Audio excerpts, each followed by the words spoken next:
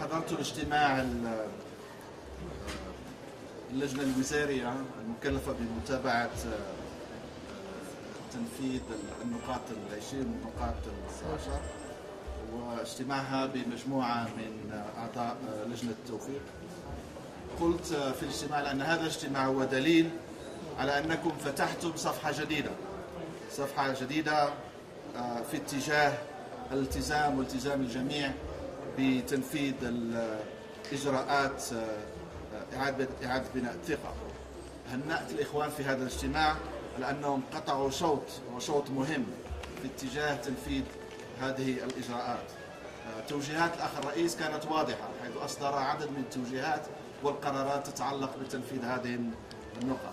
لذلك هناك التزام واضح للحكومة بالتنفيذ، وهذا واضح من خلال تشكيل لجنة وزارية، وكذلك الاتفاق الحكومة على مصفوفة الإجراءات التنفيذية.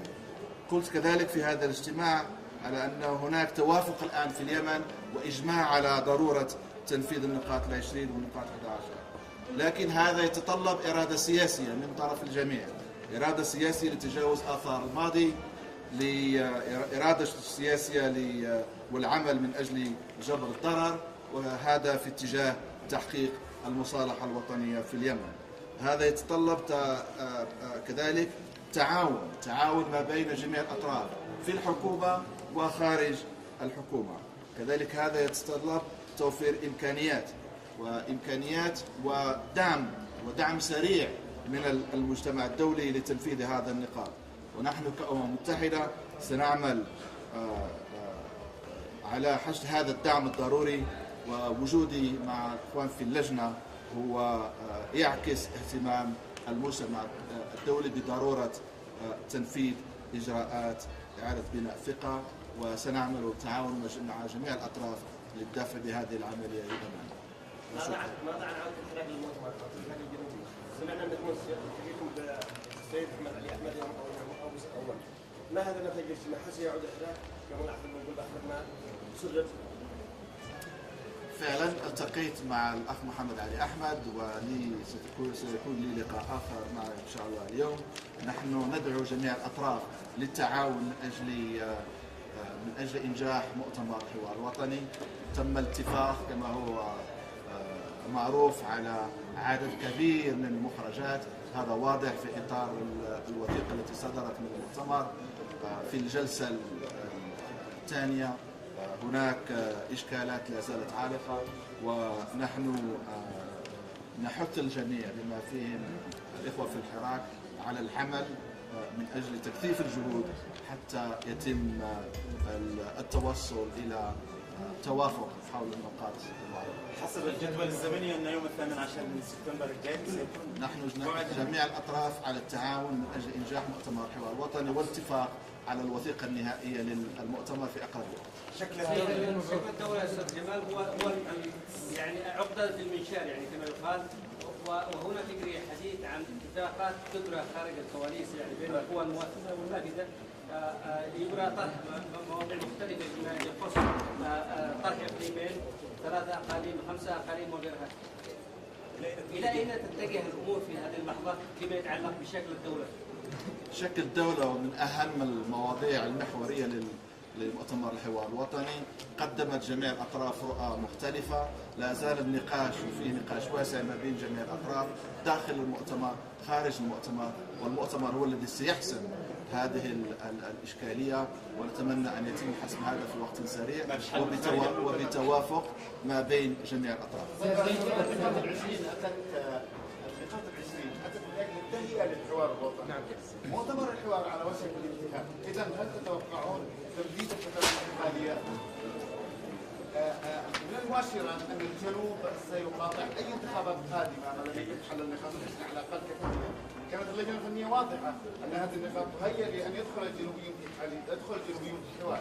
الآن المؤتمر قارب على الانتهاء، هل هناك تمديد الفترة الانتقالية؟ النقاط 20، فكرة النقاط 20 كانت في إطار التهيئة للمؤتمر فعلا من أجل إنجاح المؤتمر وإعادة بناء ثقة كما قلت. لكن هذه يعني معظم النقاط هي قضايا تتعلق بإرث الماضي تتعلق بالإجراءات الضرورية من أجل جبر الضرر وتحقيق المصالحة الوطنية. هذه قضايا مهمة عالجها مؤتمر الحوار الوطني، وتتطلب خطة مزمنة من أجل تنفيذ هذه النقاط والعمل من أجل توفير الأجواء والمناخ الضروري لإنجاح مؤتمر الحوار الوطني، وكذلك تنفيذ مخرجات هذا المؤتمر في المستقبل. أستاذ جمال، ما موقفكم أنت كالأمم المتحدة من سياسة الحكومة فيما يتعلق بتنفيذ المصروفات الخاصة بالنقابة الرئيسية، ومنها جعل الشهداء 2011 و2007 إنشاء صندوق لرعاية أسر الشهداء، أما فيما يتعلق بشهداء صعدة وشهداء حرب 94 فيتم صندوق إنشاء صندوق جبر ضرر فقط. ما موقف الأمم المتحدة من سياسة التمييز هذا والتلاعب في النقابة الرئيسية؟ الأمم المتحدة كان موقفها منذ البداية واضح، دعمت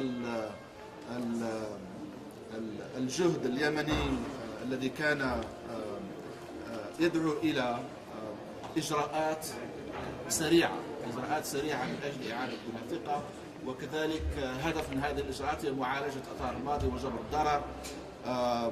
وفي هذا السياق نحن دعمنا هذا الجهد والإجماع الموجود حاليا. هناك إجماع الآن، ليس هناك خلاف ما بين اليمنيين على ضرورة تنفيذ هذه الإجراءات، وهناك تعهد من طرف الأخ الرئيس من طرف الحكومة. فعلا تنفيذ هذه الإجراءات يتطلب مجهود ويتطلب كذلك حشد طاقات وإمكانيات. نحن سنعمل بكل جهد من أجل المساعدة لتحقيق ذلك. لكن فيما يتعلق بالتمييز بين الشهداء، فيما يتعلق بالتمييز بين الشهداء، على ما فهمت أنه هناك قرار تم اتخاذه لخلق صندوق جبر الضرر، وهذا يهم جميع الضحايا وبدون استثناء. طبعا من خلال لقائكم بممثل الحركات الاسلاميه، ما الذي خرجتم به؟ هل سيعودوا وفي حال لن يعودوا هل سيتم الحوار في الموعد المحدد ب 18 مارس حتى يكون رسالتنا للحراك الجنوبي وكذلك لجميع الأطراف الأخرى وأنه تم الاتفاق على آلية لحل القضية الجنوبية في إطار مؤتمر الحوار الوطني. كان هناك مجهود من طرف الجميع لتقديم رؤى. فعلا هناك تقدم كبير في النقاش الذي جرى في مؤتمر الحوار الوطني.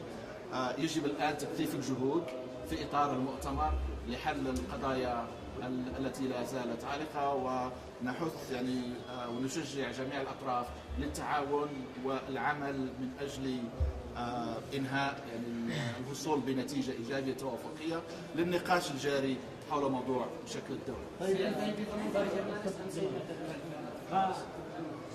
ما هي مطالب الحراك العودة إلى ما هي مطالبه؟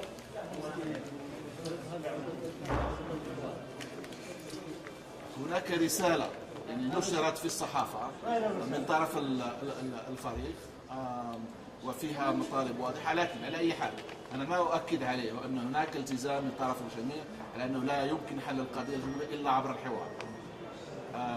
هذا هناك اتفاق واضح.